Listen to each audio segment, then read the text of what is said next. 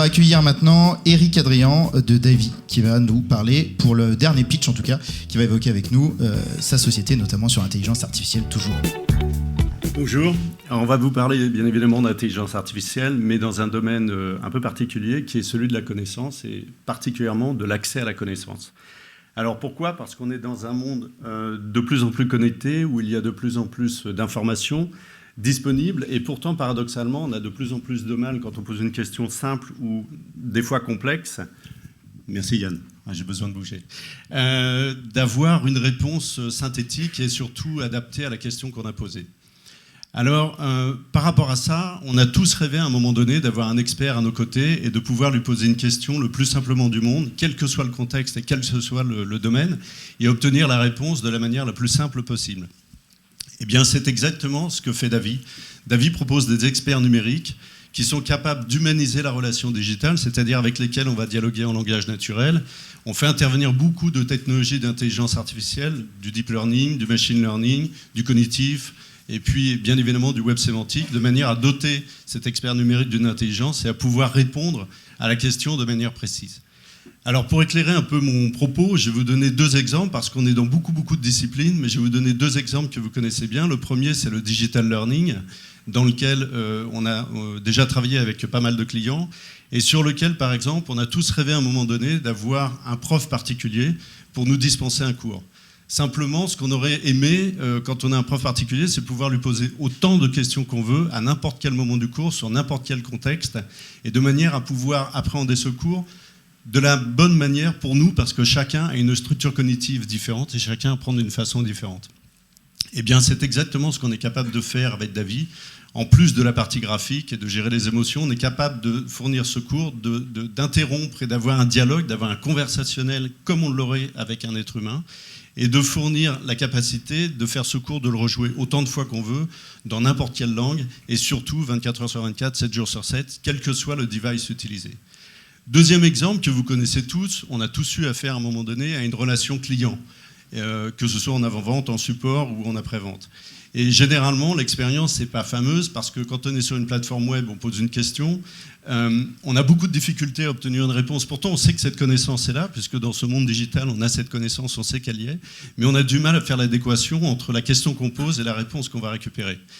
Et le pire, c'est quand on reçoit un flot d'informations important, on est obligé de trier dans ce flot d'informations, et vraiment, des fois, on reçoit des questions en retour, ce qui prouve que notre question, de toute façon, ne va pas être traitée parce qu'elle n'a jamais été prévue au programme. Souvent, on passe sur des plateformes avec des personnes, et là, on commence à entamer un dialogue, donc c'est un peu mieux géré, mais il y a une rotation assez rapide de ces personnes. Elles sont souvent pas formées correctement, ou quand elles sont formées, elles disparaissent. Et également, chacun a une particularité pour fournir l'information, et on n'est pas sûr de l'information qui va être donnée à l'utilisateur au final. Là encore, quand on met un expert numérique, on est capable de détecter beaucoup de choses. D'abord, les émotions dans la voix, au même titre que le ferait un être humain, de se mettre en empathie ou pas. Et puis, on est capable, surtout parce qu'on a un fond numérique qui est précis, de proposer une réponse qui est parfaitement adaptée à la question. Et encore une fois, comme d'habitude, dans n'importe quelle langue, 24 heures sur 24, 7 jours sur 7. Alors, vous vous rendez bien compte que pour vous donner quelque chose de simple et puissant, puisqu'on vous donne la capacité de discuter avec le monde digital comme vous le feriez avec un être humain, c'est des développements extrêmement conséquents qui ont demandé beaucoup de disciplines. On en a parlé tout à l'heure, digital learning, cognitive, et surtout des brevets. On a déposé des brevets, c'est 4 ans de R&D, 26 000 jours hommes de développement, et c'est des partenariats avec les meilleurs labos Europe, qui au passage sont français, CNRS, INRIA, l'IPSIS. Et Davy, comme Davy travaille depuis un petit moment maintenant dans l'intelligence artificielle, on a créé la chaire d'intelligence artificielle qu'on anime pour l'université d'Orsay dans l'agent conversationnel. Voilà, merci.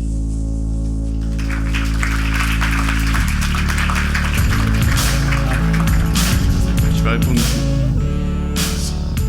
Alors, on a eu pas mal de questions. Ça a suscité des vocations apparemment. Alors, première question, qui utilise votre service aujourd'hui ?